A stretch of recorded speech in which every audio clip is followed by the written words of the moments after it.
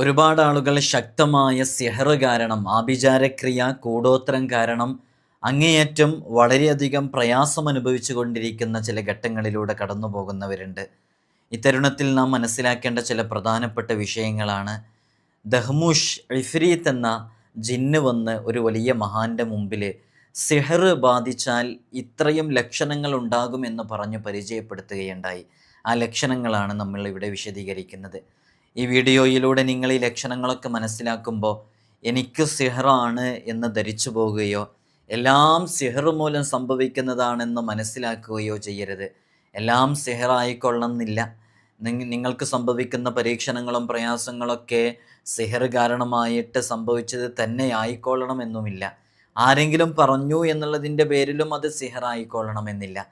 നമ്മൾ കൃത്യമായി കാര്യങ്ങൾ മനസ്സിലാക്കിയിട്ട് സിഹ്ർ എന്നുള്ളത് യാഥാർത്ഥ്യമാണ്, അത് ബാത്തിലാക്കിയിട്ട് അതിനനുസരിച്ചുള്ള വിഷയങ്ങളൊക്കെ ചെയ്താലാണ് അതുമായി ബന്ധപ്പെട്ട പ്രതിസന്ധികളിൽ നിന്ന് നമുക്ക് രക്ഷ നേടാൻ സാധിക്കുകയുള്ളൂ. വലിയ പഴക്കമുള്ള പല സിഹറുകളും മറ്റുമൊക്കെയുണ്ട്. അത്തരം സിഹറുകളൊക്കെ ബാത്തിലാക്കാൻ ശക്തമായ രൂപത്തിലുള്ള പ്രവർത്തനങ്ങളൊക്കെ ചെയ്യേണ്ടി വരും. അത് ചിലപ്പോൾ ഒരു തവണ കൊണ്ടോ 2 തവണ കൊണ്ടോ ഒന്നും ചെയ്താൽ അത് ബാത്തിലായി കിട്ടൂല. അതൊരുപാട് ദിവസങ്ങളും മാസങ്ങളും വർഷങ്ങളൊക്കെ ചെയ്ത് ബാത്തിലാക്കേണ്ടതായിട്ടുള്ളതൊക്കെ ഉണ്ട്. അതുകൊണ്ട് തന്നെ സിഹർ ഇല്ല എന്നുള്ളതല്ല നമ്മൾ മനസ്സിലാക്കേണ്ടത്. സിഹറുണ്ട്, സിഹർ സംഭവിക്കാറുണ്ട്, സിഹർ ചെയ്യുന്ന ചില ദുഷ്ടശക്തികളുണ്ട്. പക്ഷേ എല്ലാം സിഹറാണെന്ന് ധരിക്കുന്ന ഒരു സിഹറോഫോബിയ ഉണ്ടാകരുത് എന്നാണ് നാം പറയുന്നത്. നമുക്കൊരു പനിയുണ്ടാകുമ്പോഴേക്ക് അത് മാറിയിട്ട് വീണ്ടും പനി ഉണ്ടാകുമ്പോഴേക്ക് അത് സിഹറാണെന്ന് ധരിച്ചു വെക്കരുത്. നമ്മൾ ഇന്ന് ഈ വീഡിയോയിൽ പറയുന്നത് ചില ലക്ഷണങ്ങൾ, ഒരു വലിയ മഹാൻ്റെ മുമ്പിൽ പറഞ്ഞു പരിചയപ്പെടുത്തിയ ചില ലക്ഷണങ്ങൾ നമ്മളിവിടെ പറയുകയാണ്. ഏകദേശം 30ഓളം ലക്ഷണങ്ങളുണ്ട്. ആ ലക്ഷണങ്ങൾ നിങ്ങളുടെ ജീവിതത്തിൽ ഉണ്ട് എന്നുള്ളത് കൊണ്ട് നിങ്ങൾക്ക് സിഹറുണ്ട് എന്നല്ല മനസ്സിലാക്കേണ്ടത്. ഇത്തരം വിഷയങ്ങൾ ഉണ്ടായാൽ പ്രതിസന്ധികളുണ്ടായാൽ അത് സിഹ്ർ അയക്കാനുള്ള സാധ്യതയുണ്ട് എന്ന് മനസ്സിലാക്കുകയാണ് വേണ്ടത്. അപ്പോൾ അതുമായി ബന്ധപ്പെട്ട് ചില ആയത്തുകളും ചില വിഷയങ്ങളൊക്കെ നമ്മൾ നമ്മുടെ ജീവിതത്തിൽ സ്വന്തമായിട്ട് തന്നെ പകർത്തിയാൽ അതിന് വലിയ പരിഹാരമാകും. ഇത്തരം സിഹറുകൾ നമുക്ക് സംഭവിക്കാതിരിക്കാൻ അത് കാരണമാകും എന്ന് ഓർമ്മപ്പെടുത്തുകയാണ്. വിഷയത്തിലേക്ക് പ്രവേശിക്കുന്നതിൻ്റെ മുമ്പ് എല്ലാ ദിവസവും നമ്മൾ സൂചിപ്പിക്കാറുള്ളത് പോലെ തന്നെ നേരിട്ട് കാണാനുള്ള ഡേറ്റ് ചൊവ്വാഴ്ചകളിൽ മാത്രമാണ്. ചൊവ്വാഴ്ച നേരിട്ട് വരാൻ വേണ്ടി ബുക്ക് ചെയ്യാൻ വിളിക്കേണ്ടത് ഞായറാഴ്ച 10 മണിക്കാണ്. അപ്പോൾ വിളിച്ച് ബുക്ക് ചെയ്തതിൻ്റെ ശേഷം മാത്രമാണ് വരേണ്ടതെന്ന് ഓർമ്മപ്പെടുത്തുകയാണ്. പലപ്പോഴും പല സമയത്തും പലരും ബുക്ക് ചെയ്യാതെ വരുന്നതുകൊണ്ടാണ് ചില പ്രയാസങ്ങളൊക്കെ ഉണ്ടാകുന്നത്. അതുകൊണ്ട് തന്നെ നമ്മൾ കൃത്യമായ എണ്ണം മാത്രമേ നമ്മൾ ബുക്കിംഗ് എടുക്കുകയുള്ളൂ. ബുക്ക് ചെയ്ത് മാത്രം വരിക. നമ്മളതിൻ്റെ അപ്ഡേഷനും കാര്യങ്ങളൊക്കെ വാട്സപ്പിലും ഇൻസ്റ്റയിലൊക്കെ അപ്ഡേറ്റ് ചെയ്യാറുണ്ട്. ഇൻസ്റ്റഗ്രാമിൻ്റെ ID ഡിസ്ക്രിപ്ഷനിലുണ്ട്.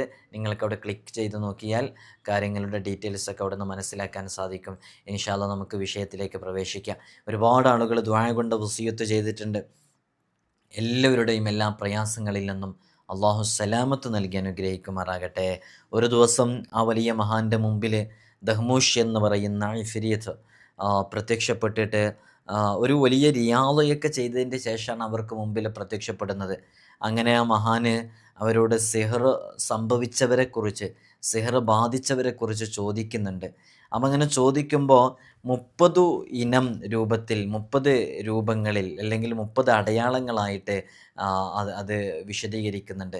ഞാനതിൻ്റെ കിതാബിൽ നിന്ന് അതിൻ്റെ വിഷയം വായിക്കുമ്പോൾ അതിൻ്റെ അറബി ഉദ്ധരണി മാറ്റിവെച്ച് സാധാരണക്കാർക്ക് മനസ്സിലാക്കാൻ പറ്റുന്ന രൂപത്തിൽ, ചെറിയ രൂപത്തിലാണത് പറഞ്ഞ് വിശദീകരിക്കുന്നത് എന്ന് തുടക്കത്തിൽ തന്നെ ഓർമ്മപ്പെടുത്തുകയാണ്.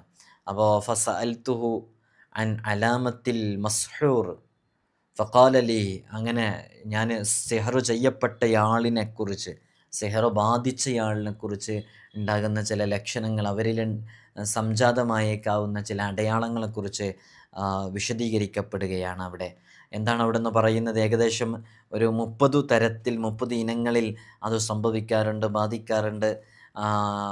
അപ്പോൾ ഇത് സത്യമായ രൂപത്തിൽ, അത് വേറെ ഒരു കളവല്ലാത്ത രൂപത്തിൽ വിശദീകരിക്കപ്പെടുന്നതിന് വേണ്ടിയുള്ള റിയാളയൊക്കെ ചെയ്ത് ഒരു ഷെയ്ത്വാൻ വന്ന് വിശദീകരിക്കുക എന്ന രൂപത്തിൽ നിന്ന് മാറിയിട്ട് അത് ഹക്കായ രൂപത്തിൽ തന്നെ വിശദീകരിക്കപ്പെടുന്ന രൂപത്തിലേക്കാണ് എത്തിയിട്ടുള്ളത്. അപ്പോൾ എങ്ങനെയാണ് ഇത് ബാധിക്കുക എന്നുള്ളതും കൃത്യമായിട്ട് വിശദീകരിച്ച് കൊടുക്കുന്നുണ്ട്. സിഹ്ർ ബാധിച്ച ആ ആൾ എല്ലാം അടച്ചുപൂട്ടിയൊരു വീട് പോലെയായിരിക്കും എന്നുള്ളതാണ്.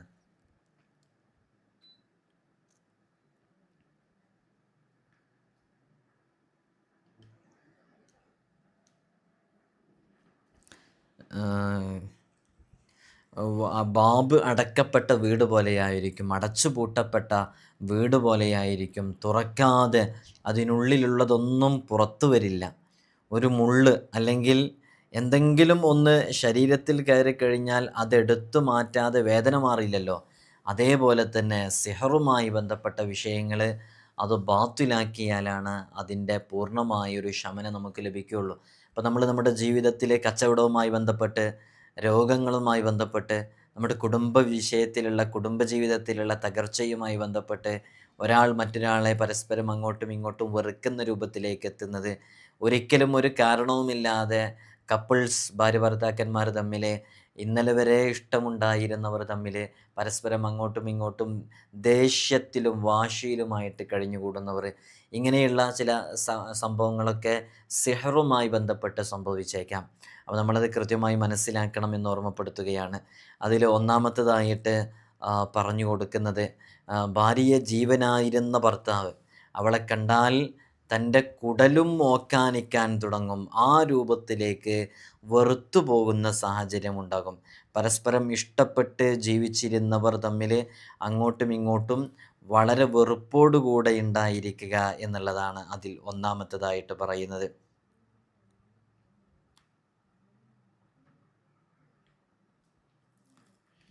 തീരെ ഇഷ്ടമില്ലാത്ത രൂപത്തിലേക്ക്, അതുവരെ ജീവന് പോലെ കൊണ്ട് നടന്നിരുന്ന സ്വന്തം പ്രിയപ്പെട്ട ഭാര്യയോട് പെട്ടെന്ന് ഒരു സുപ്രഭാതത്തിൽ അല്ലെങ്കിൽ പതിയെ പതിയെ വെറുപ്പിങ്ങനെ മുട്ടിട്ട് വന്ന് അതിങ്ങനെ വളർന്ന്, ഇത് പ്രയോഗം തന്നെ അങ്ങനെയാണ്, കണ്ടാൽ കുടൽ ഓക്കാനിക്കാൻ വരുന്ന രൂപത്തിൽ അത്രമേൽ വെറുപ്പുണ്ടായി തുടങ്ങും എന്നുള്ളതാണ്. രണ്ടാമത്തത് പറയുന്നത്, ഭർത്താവിനെ ജീവനായിരുന്ന ഭാര്യ ഭർത്താവിനെ കണ്ടു കഴിഞ്ഞാൽ അതൊരു ഖിൻസീറിനെ, ഒരു പന്നിയെ കാണുന്ന പോലെയായിരിക്കും. കഠിനമായ ശത്രുതയിൽ നിലനിൽക്കുന്ന ആ രൂപത്തിലേക്ക് അവരുടെ ജീവിതശൈലി മാറും എന്നുള്ളതാണ്. പലപ്പോഴും പലരുടെയൊക്കെ ജീവിതത്തിൽ അങ്ങനെ ഉണ്ടായേക്കാം. അങ്ങനെ ഉണ്ടായി എന്നുള്ളതുകൊണ്ട് എല്ലാം അതാണെന്ന് ധരിക്കരുത് എന്നാണ് ഓർമ്മപ്പെടുത്തുന്നത്. ഇങ്ങനെ സംഭവിച്ചാൽ അതിൽ 1% ഒരു പക്ഷേ അത് സിഹർ കാരണമായിട്ട് ഉണ്ടായേക്കാം. ചില ഭാര്യ ഭർത്താക്കന്മാർക്കിടയിലൊക്കെ എപ്പോഴും ഇത്തരം പ്രശ്നങ്ങളും പ്രതിസന്ധികളൊക്കെ ഉണ്ടാകും. അതൊക്കെ നോർമലി അങ്ങനെ സംഭവിക്കുന്നതിനുണ്ടാകും. 2 തുരുത്തുകളിൽ നിന്ന് ഏകാന്തപതികരായി ജീവിക്കാൻ വിധിക്കപ്പെട്ട, ജീവിതത്തിൻ്റെ ഏതോ കോണുകളിൽ ജീവിക്കാൻ വേണ്ടി വിധിക്കപ്പെട്ടിരുന്ന 2 ആളുകൾ പരസ്പരം ഒരുമിച്ച് കൂടുകയാണ്.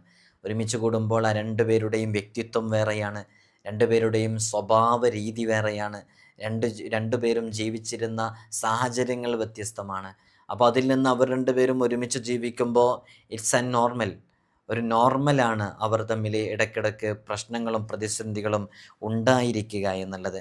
ആ പ്രതിസന്ധികളും പ്രശ്നങ്ങളും പരിധി വിട്ട് അതൊരു വളരെ മൃഗീയമായ രൂപത്തിലേക്ക് എത്തുക, ഒരിക്കലും കണ്ടുകൂടാത്തത്, അത് ഭാര്യയുടെ ഭാഗത്തു നിന്നൊന്നും താഴ്ന്നു കൊടുത്തിട്ടും ഭർത്താവും തന്നെ കുറച്ച് ക്ഷമയോടുകൂടെ കൈകാര്യം ചെയ്തിട്ടും അത് യോജിക്കുന്ന രൂപത്തിലേക്ക് എത്തുന്നില്ല. എന്നാൽ അതിൽ ചിലപ്പോൾ സിഹറുമായി ബന്ധപ്പെട്ട വല്ലതും അതിൻ്റെ ഇടയിൽ സംഭവിച്ചേക്കാം. ഇത് നമ്മൾ പറയുമ്പോൾ കൃത്യം മനസ്സിലാക്കേണ്ടത്, ഇത്തരം കപ്പിൾസിനിടയിൽ സംഭവിക്കുന്ന ഒരു ഇനം സിഹറ് തന്നെ വിശദീകരിക്കപ്പെട്ടിട്ടുണ്ട്. സിഹർ തഫ്രീഖ് എന്ന് പറഞ്ഞിട്ട്. അതിനെക്കുറിച്ച് നമ്മൾ പ്രത്യേകമായിട്ടൊരു വീഡിയോ തന്നെ മുമ്പ് ചെയ്തിട്ടുണ്ട്. സിഹറുമായി ബന്ധപ്പെട്ടതിൻ്റെ ലക്ഷണങ്ങൾ വിശദീകരിക്കുന്ന മറ്റൊരു വീഡിയോ മുമ്പ് നമ്മൾ ചെയ്തതാണ്. ഇതുമായി ബന്ധപ്പെട്ട് ചെയ്യുന്ന നമ്മൾ കുറച്ചും കൂടെ അതിൽ ഡീറ്റെയിൽഡായിട്ട് ഉൾക്കൊണ്ടിട്ട് ചെയ്യുന്നൊരു വീഡിയോ ആണ്. നിങ്ങൾ കൃത്യമായിട്ട് മനസ്സിലാക്കണമെന്ന് ഓർമ്മപ്പെടുത്തുകയാണ്. അതേപോലെ തന്നെ മൂന്നാമത്തേതായിട്ട്, സിഹർ ബാധിച്ചയാൾ അത് വിവാഹത്തിന് കൂട്ടാക്കുകയില്ല എന്നുള്ളതാണ്. വിവാഹത്തിന് ഒരു വിമുഖതയും സമ്മതം കൊടുക്കാതിരിക്കുന്ന ഒരു സാഹചര്യം ഉണ്ടായേക്കാം. ഇതിന് പിന്നിലും ഒരുപാട് കാരണങ്ങൾ വേറെയും ഉണ്ടായേക്കാം. ഇതിന് പിന്നിൽ ഒരുപാട് കാരണങ്ങൾ എന്ന് പറഞ്ഞാൽ ചിലപ്പോൾ വേറെ എന്തെങ്കിലും സാഹചര്യങ്ങൾ, ഒരു അഫെയർ ഉണ്ടായേക്കാം, ഇങ്ങനെയൊക്കെയുള്ള കാരണങ്ങളൊക്കെ ഉണ്ടായേക്കാം. പക്ഷേ നമ്മൾ പറയുന്നത് ഒരു കാരണവും അവിടെ കാണുന്നില്ല. എന്നാൽ വിവാഹത്തിൻ്റെ എല്ലാ വിഷയങ്ങളിലേക്ക് എടുക്കുമ്പോൾ അവസാന ഘട്ടമാകുന്ന സമയത്ത് ഒരു പക്ഷേ അവിടെ സമ്മതം കൊടുക്കാതിരിക്കുക, എല്ലാം റെഡിയായി എന്ന് തോന്നുന്നിടത്ത് നിന്ന് പിന്മാറുക, ഇതൊക്കെ സിഹർ സംഭവിച്ച ആണിനും പെണ്ണിനും ഉണ്ടാകുന്ന ലക്ഷണങ്ങളിൽപ്പെട്ട ലക്ഷണമാണ്. ഇതുണ്ട് എന്നുള്ളത് കൊണ്ട് അവർക്ക് സിഹറുണ്ട് എന്നുള്ളതല്ല. ഈ പറഞ്ഞ കാര്യങ്ങളൊക്കെ ഉണ്ട് എന്നുള്ളത് കൊണ്ട് സിഹർ ഉണ്ട് എന്ന് ഉറപ്പിക്കാവതല്ല. പക്ഷേ ഇതൊക്കെ ഉണ്ടായാൽ സിഹർ സംഭവിച്ചേക്കാം, സിഹർ ഒരു പക്ഷേ ഇതിന് കാരണമായി നിന്നേക്കാം എന്നുള്ളതാണ് പറയുന്നത്. അതേപോലെ തന്നെ സിഹർ സംഭവിച്ച ഒരു കന്യക, അവർ തരിശു നിലം പോലെയാകുന്നുള്ളതാണ്. ആരെങ്കിലുമൊക്കെ വിവാഹം ചെയ്തു പോയാലും വിവാഹം ചെയ്തു കഴിഞ്ഞാലും അത് ഒരു കൃത്യമായി ഉപയോഗമില്ലാത്ത രൂപത്തിൽ, എന്തിനാണോ വിവാഹം ചെയ്തിട്ടുള്ളത്, നല്ലൊരു കുടുംബജീവിതം നയിക്കാൻ, ആ ഒരു കൃത്യമായ ലക്ഷ്യം സാക്ഷാത്കരിക്കപ്പെടാൻ സാധ്യമാകാതെ വരിക, അത് സിഹറു ബാധിച്ചവൾക്ക് സംഭവിക്കുന്ന ഒരു ലക്ഷണത്തിൻ്റെ കൂട്ടത്തിൽ ഇഫ്രീത്ത് എന്നവർ പ്രത്യക്ഷപ്പെട്ട് പറഞ്ഞു കൊടുത്തപ്പോൾ പറഞ്ഞ ഒരു ലക്ഷണമായിരുന്നു. അതേപോലെ തന്നെ അഞ്ചാമത്തത്, സിഹറു ബാധിച്ചു കഴിഞ്ഞാൽ വീട്ടുകാരോടെല്ലാം എപ്പോഴും കലഹിച്ചു കൊണ്ടേയിരിക്കും, കുടുംബം തകർക്കുന്ന രൂപത്തിലേക്ക് വരെ അതെത്തുമെന്നുള്ളതാണ്. നമ്മളിങ്ങനെ നമ്മുടെ വീടകങ്ങളിലേക്ക് ഇങ്ങനെ ആലോചിച്ച് നോക്കിയിട്ട് എനിക്ക് സിഹറാണ് എന്നുള്ളത്, ഇത്തരം സംഭവത്തിന് സിഹറോഫോബിയ എന്ന് പറയുക. അങ്ങനെയല്ല, നമ്മൾ മനസ്സിലാക്കേണ്ടത് ഇങ്ങനെ നമ്മളെത്ര പരമാവധി കുടുംബം ഐക്യത്തോടു കൂടെ മുന്നോട്ട് കൊണ്ടുപോകാൻ ശ്രമിച്ചിട്ടും അത് മുന്നോട്ട് കൊണ്ടുപോകാൻ പറ്റാത്തൊരു സാഹചര്യം, എത്ര ഐക്യത്തോടു കൂടെ നിൽക്കാൻ പറഞ്ഞിട്ടും മക്കളോട് എത്ര സ്നേഹത്തോടു കൂടെ പെരുമാറാൻ പറഞ്ഞിട്ടും അതിലേക്ക് എത്തുന്നില്ല. എന്നാൽ അതിന് പിന്നിൽ എവിടെയൊക്കെയോ സിഹറിൻ്റെ ചില ചതികളും പ്രവർത്തനങ്ങളൊക്കെ നടന്നിട്ടുണ്ട് എന്നുള്ളതാണ് അതിൽ നിന്ന് നാം മനസ്സിലാക്കേണ്ടത്. അപ്പോൾ അത്തരം ചില കാര്യങ്ങൾ അവിടെ ഉണ്ടായിട്ടുണ്ടെന്നുണ്ടെങ്കിൽ സിഹറു ബാത്തിലാക്കുന്നതുമായി ബന്ധപ്പെട്ട പ്രവർത്തനങ്ങളിലേക്ക് ഇറങ്ങണം. അതിനൊരുപാട് മാർഗങ്ങളുണ്ട്. ഈ ജിന്ന് തന്നെ, ഈ ഇഫ്രീത്ത് തന്നെ പറഞ്ഞു കൊടുക്കുന്ന ചില മാർഗങ്ങളൊക്കെയുണ്ട്. സമയം പോലെ ഞാൻ ആ വിഷയത്തിലേക്ക് വരാം. അപ്പോൾ വീട്ടുകാരോടെല്ലാം കലഹിക്കും, അത് മുതിർന്നവരെ ബഹുമാനിക്കാതെ, മുതിർന്നവരോട് പെരുമാറേണ്ട ഒരു പെരുമാറ്റ ശൈലിയിൽ നിന്നും മാറിയിട്ട് മറ്റൊരു രൂപത്തിലേക്കൊക്കെ ആയിട്ട് പെരുമാറുന്ന രൂപത്തിലേക്ക് എത്തുക, ഇങ്ങനെയുള്ള ചില വിഷയങ്ങൾ പൊതുവേ കണ്ടുകൊണ്ടിരിക്കുന്നു. അതൊക്കെ ഒരു പക്ഷേ സിഹറുമായി ബന്ധപ്പെട്ട വിഷയമായേക്കാം. അതുകൊണ്ട് വളരെയധികം ശ്രദ്ധിക്കണമെന്ന് ഓർമ്മപ്പെടുത്തുകയാണ്. ആറാമത്തത്, നമ്മുടെ വീട്ടിലുള്ള വളർത്തുമൃഗങ്ങൾ, അതേപോലെ തന്നെ പെറ്റ്സ്, ഇതൊക്കെ പെറ്റ്സും വളർത്തുമൃഗങ്ങൾ ഇതൊക്കെ പെട്ടെന്ന് ഇങ്ങനെ അതിങ്ങനെ ജീവനറ്റു പോവുക എന്നുള്ളതാണ്. അപ്പോൾ ഇത് ഇങ്ങനെ സംഭവിക്കുന്നതിനെക്കുറിച്ച് ഇഫ്രീത്ത് പറഞ്ഞപ്പോൾ ഇഫ്രീത്തിനോട് ഈ മഹാൻ ചോദിക്കുന്നുണ്ട്, അപ്പോൾ അതെങ്ങനെ കൊല്ലാനൊക്കെ കഴിയോ മറ്റൊരാൾക്ക് എന്ന് ചോദിക്കുമ്പോൾ പറയുന്നുണ്ട്, പിശാചുക്കൾ ഇടപെട്ട് ആടിൻ്റെ മക്കളെ പ്രസവിക്കുന്നതിൻ്റെ മുമ്പ്, അല്ലെങ്കിൽ ഇത്തരം ജീവികളൊക്കെ പ്രസവിക്കുന്ന സമയത്തും അല്ലാത്ത സമയങ്ങളിലൊക്കെ ആയിട്ട് അതുമായി ബന്ധപ്പെട്ട ഇത്തരം ക്ഷുദ്ര പ്രവർത്തനങ്ങളിൽ ഏർപ്പെടുന്നുള്ളതാണ്. അത് സിഹറുമായി ബന്ധപ്പെട്ട് അവർ ഇത്തരം പ്രവർത്തനങ്ങളും ആഭിചാരക്രിയകളൊക്കെ ചെയ്യാൻ വേണ്ടിയിട്ട് അവർ സ്വാധീനപ്പെടുത്തിയിരുന്ന ചില ശക്തികളെ കൊണ്ട് അങ്ങനെ ചെയ്യാനും പ്രവർത്തിക്കാനൊക്കെ കഴിയുമെന്നുള്ളതാണ് പറയുന്നത്. അതേപോലെ തന്നെ നമ്മുടെ വീട്ടിലുള്ള മൃഗങ്ങളിലൊക്കെ പ്രത്യേകമായിട്ടുള്ള അവയവങ്ങളിലൊക്കെ രോഗങ്ങൾ ബാധിക്കുക, അത് മാറ്റുന്നതിനനുസരിച്ച് വീണ്ടും ഇങ്ങനെ സംഭവിക്കുക. പിശാചുക്കൾ ആടിൻ്റെ വയറ്റത്തിടിച്ച് ഗർഭസ്ഥ ശിശുക്കളെ കൊല്ലുന്നുള്ളതാണ്. അപ്പോൾ ഇത്തരം സംഭവങ്ങളിലേക്കൊക്കെ നമ്മുടെ വീട്ടിലോ മറ്റൊക്കെ സാഹചര്യങ്ങളിലേക്ക് എത്തുമ്പോൾ എല്ലാം ഇത് സിഹറാണെന്ന് മനസ്സിലാക്കാതെ, ഇത് സിഹറിൻ്റെ ലക്ഷണമായിട്ട് പറഞ്ഞിട്ടുണ്ട്, ഒരു പക്ഷേ ഇത് സിഹറായേക്കാം, അതുകൊണ്ട് ഞാൻ സിഹറുമായി ബന്ധപ്പെട്ട് ഇത്തരം വിഷയങ്ങൾ സംഭവിക്കാതിരിക്കാൻ ഞാൻ കാവലിന് വേണ്ടി ഓതണം, ഞാനത് പതിവാക്കണം, ഇബത്വാലിൻ്റെ പ്രവർത്തനങ്ങളിലേക്ക് ഇറങ്ങണം എന്നുള്ള വിഷയങ്ങളാണ് നമ്മുടെ മനസ്സിലേക്ക് വരേണ്ടത്. ഇതാരെയും പേടിപ്പെടുത്താനോ ഭീതിപ്പെടുത്താനോ ആ രൂപത്തിലേക്ക് എത്താനോ വേണ്ടിയിട്ട് പറയുന്നതല്ല. അതേപോലെ തന്നെ ഈ വളർത്തു മൃഗങ്ങൾ ഉൾപ്പെടെയുള്ളവർക്ക് അവയവങ്ങളൊക്കെ നഷ്ടപ്പെടുക എന്ന് പറഞ്ഞല്ലോ. പശുവൊക്കെ ഉണ്ടെന്നുണ്ടെങ്കിൽ ആ പശുവിന് പാലില്ലാത്തൊരു സാഹചര്യം ഉണ്ടായാൽ തന്നെ അതൊരു ക്വാളിറ്റി ഉള്ള പാലല്ലാത്ത രൂപത്തിലേക്ക് കറവ എത്തുന്ന രൂപത്തിലേക്ക് ആകുക. ഇത്തരം സാഹചര്യങ്ങളൊക്കെ സിഹറുമായി ബന്ധപ്പെട്ട് സംഭവിക്കുന്ന വിഷയങ്ങളാകും. അതേപോലെ തന്നെ ഈ സഹോദരിമാർക്കൊക്കെ ഗർഭസ്ഥ ശിശുക്കൾ ഇങ്ങനെ മരണപ്പെട്ടു പോകുക, ഇടയ്ക്കിടയ്ക്ക് ഇങ്ങനെ മരണപ്പെട്ടു പോകുക. അത് ഈ പിശാചുക്കളുടെ ശൈത്വാനിൻ്റെ ചില പ്രഹരങ്ങൾ കാരണമായിട്ട് സംഭവിക്കുന്നതാണ്. അപ്പോൾ അത്തരം സാഹചര്യങ്ങളിലേക്ക് എത്തുകയാണെങ്കിൽ അവിടെ അത് സിഹ്റ് ബാധിച്ച കാരണം കൊണ്ടായേക്കാം. ആദ്യം ഒരു കുട്ടി മരിച്ചു, ഡോക്ടേഴ്സ് അതിന് പ്രശ്നങ്ങളൊന്നും പറഞ്ഞിട്ടില്ലായിരുന്നു. വീണ്ടും ഒരു കുഞ്ഞ് മരിച്ചു, അതിനും പ്രശ്നങ്ങളൊന്നും പറഞ്ഞിട്ടില്ല. ആഫ്റ്റർ ഡെലിവറി ആണെങ്കിലും നോക്കുമ്പോൾ പറയത്തക്ക രൂപത്തിലുള്ളൊരു കാരണങ്ങളൊന്നും പറയാനില്ല. ഇത്തരം സാഹചര്യങ്ങളിലൂടെ കടന്നു പോകുകയാണെങ്കിൽ ഒരുപക്ഷെ അത് സിഹ്റ് കൊണ്ടായേക്കാം. അപ്പോൾ സിഹറുമായി ബന്ധപ്പെട്ട വിഷയങ്ങൾ ബാത്തിലാക്കാനുള്ള വിഷയങ്ങളിലേക്ക് ഇറങ്ങണം. അതുമായി ബന്ധപ്പെട്ട ഹിഫ്ളിന് വേണ്ടി ചെയ്യേണ്ടതൊക്കെ നമ്മൾ ചെയ്യണം. അള്ളാഹു സുബ്ഹാനഹു വ തആല നമുക്ക് ഇത്തരം തടസ്സങ്ങളെ തൊട്ടും പ്രതിസന്ധികളെ തൊട്ടും വലിയ കാവൽ നൽകി അനുഗ്രഹിക്കുമാറാകട്ടെ. അതുപോലെ തന്നെ ഗർഭിണികളായ സ്ത്രീകൾക്കൊക്കെ സിഹർ ബാധിച്ചാൽ പിശാചുക്കൾ വല്ലാതെ ബുദ്ധിമുട്ടാക്കും. അപ്പോൾ അത് വല്ലാതെ ബുദ്ധിമുട്ടാക്കും എന്ന് പറഞ്ഞാൽ ഈ ഓവറായിട്ടൊക്കെ വൊമിറ്റിങ് വരിക, ഛർദ്ദിക്കാൻ വേണ്ടി വരിക, അതേപോലെ തന്നെ ഒരു അബ്നോർമാലിറ്റി എല്ലാ വിഷയങ്ങളിലും ഉണ്ടാവുക. അതൊക്കെ ഇത്തരം സിഹറുമായി ബന്ധപ്പെട്ട അയക്കാം എന്നാണ് പറയുന്നത്. നമ്മളെല്ലാം ഇതാണ് എന്ന് ധരിച്ച് ആകെ പ്രതിസന്ധിയിലും പ്രയാസത്തിലൊന്നും ആവരുത്. അപ്പോൾ ഇത്തരം വിഷയങ്ങൾക്കൊക്കെ ഒരുപാട് പരിഹാരങ്ങളും അതിൻ്റെ കൂട്ടത്തിൽ തന്നെ പറഞ്ഞു കൊടുക്കുന്നുണ്ടായിരുന്നു. ഞാൻ ആ വിഷയത്തിലേക്ക് സാവധാനത്തിൽ പ്രവേശിക്കാം.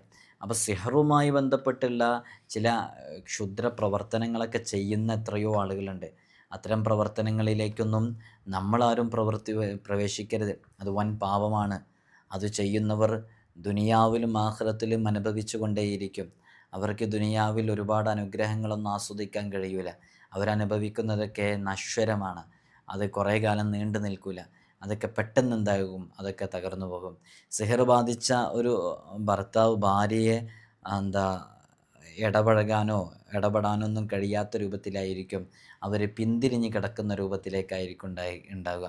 അതേപോലെ തന്നെ ഭാര്യയ്ക്ക് സിഹർ സംഭവിച്ചിട്ടുണ്ടെന്നുണ്ടെങ്കിൽ ഹസ്ബൻഡിന് തൊടാൻ പറ്റാത്ത രൂപത്തിൽ, സമ്മതം കൊടുക്കാത്ത രൂപത്തിലേക്കും, അതിനെപ്പോഴും ഒരു തടസ്സമുണ്ടാകുന്ന രൂപത്തിലേക്കൊക്കെ എത്തും എന്നുള്ളതാണ്.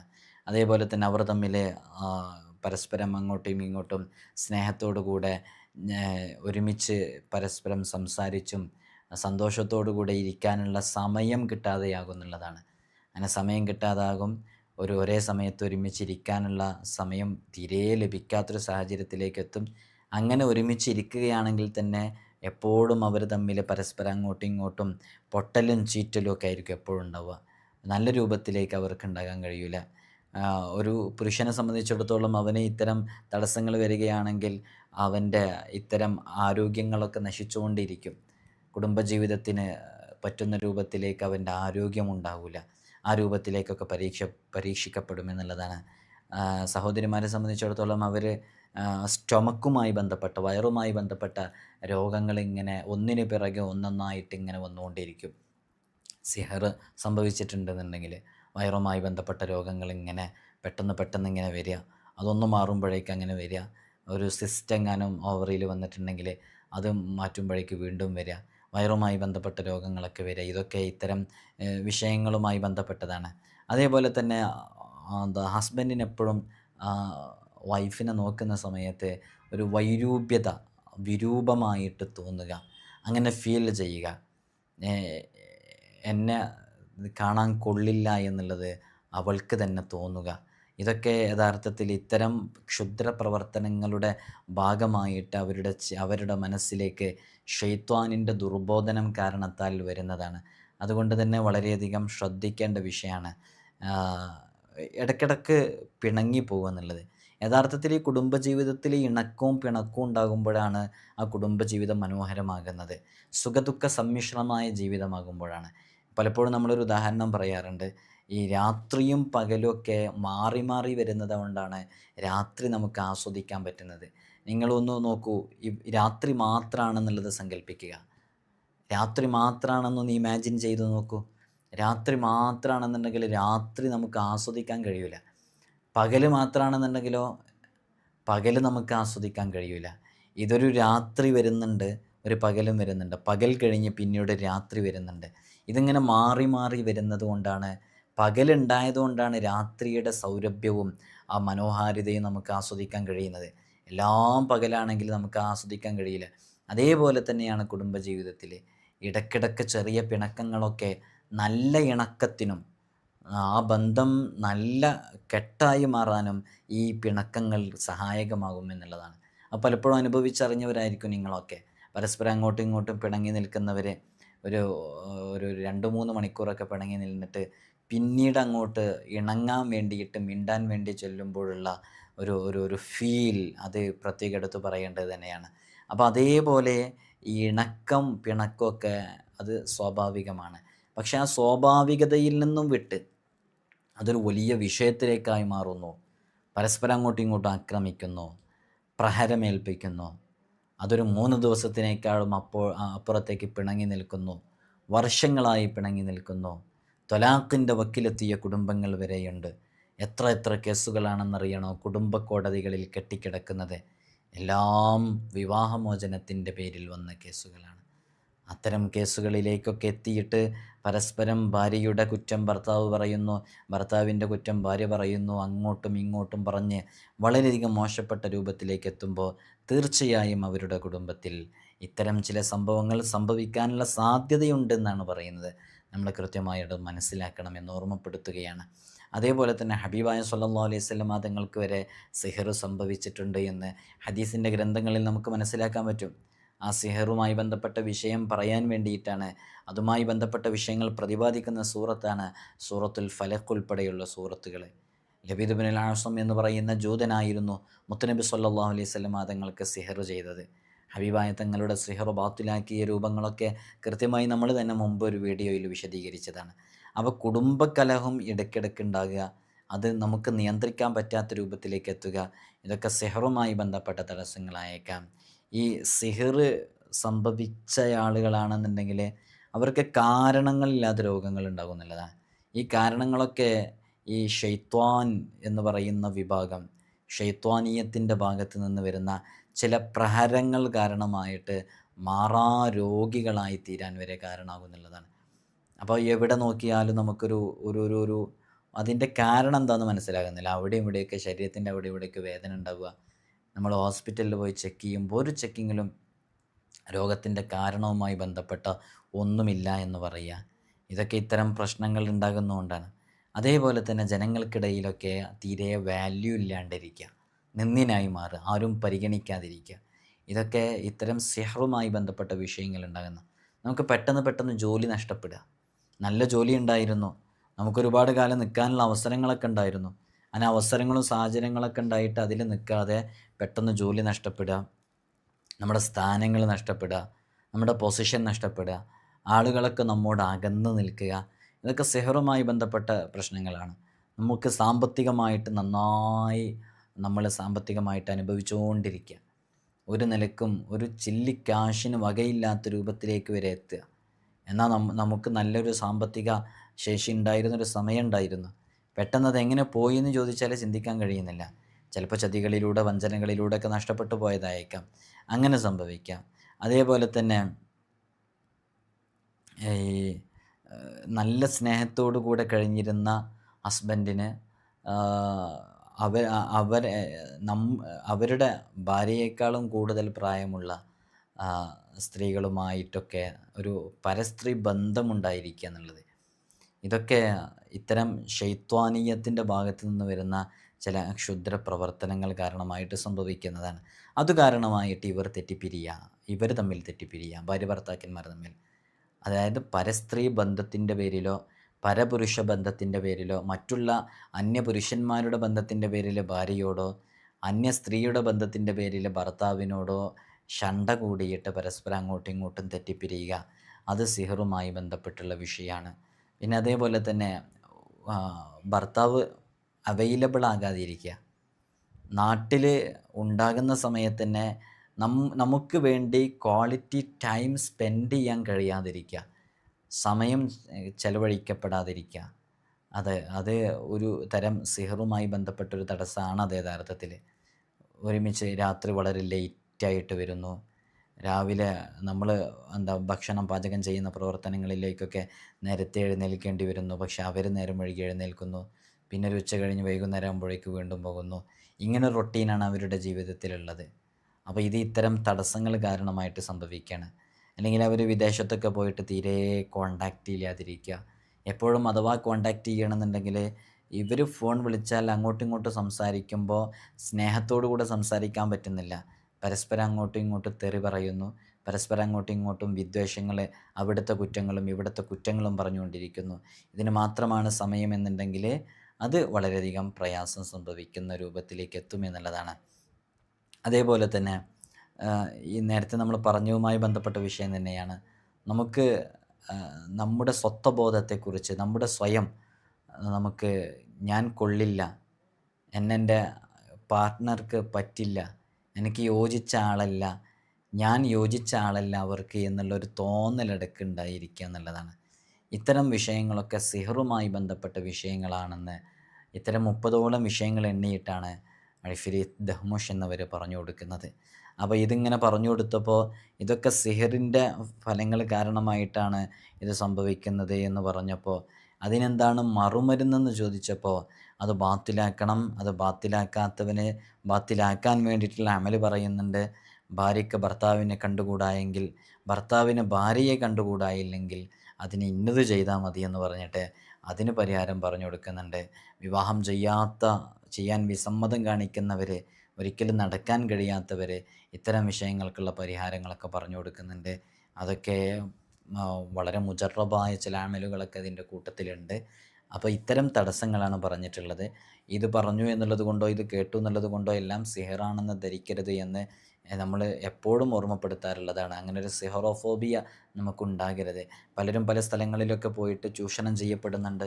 സിഹറാണെന്ന് പറഞ്ഞിട്ട് അതിന് ഭീമമായ തുകകളൊക്കെ വാങ്ങിച്ച് സിഹർ ബാത്തിലാക്കി എന്ന് ബോധ്യപ്പെടുത്തി പറഞ്ഞു മനസ്സിലാക്കിയിട്ട് പിന്നീട് ആ പ്രശ്നങ്ങൾ തീരാത്ത ലക്ഷങ്ങൾ അതിനു വേണ്ടി ചെലവഴിക്കപ്പെട്ടവരൊക്കെയുണ്ട്. അത്തരം വിഷയങ്ങളിലേക്കൊന്നും എത്തരുത്. ഇത്തരം പ്രതിസന്ധികളൊക്കെ ഉണ്ടാകുമ്പോൾ കേവലം ഇതുമായി ബന്ധപ്പെട്ട വിശുദ്ധ ഖുർആൻ ഉൾപ്പെടെയുള്ള വിഷയങ്ങളുമായി ബന്ധപ്പെടുമ്പോൾ തന്നെ അത് ബാത്തിലായി കിട്ടും എന്നുള്ളതാണ്. അള്ളാഹു നമ്മെ അത്തരം വിഷയങ്ങളെ തൊട്ട് കാത്തുരക്ഷിക്കട്ടെ. എല്ലാവരും ദുആ ചെയ്യണം. അസ്സലാമു അലൈക്കും വറഹ്മത്തുള്ളാഹി.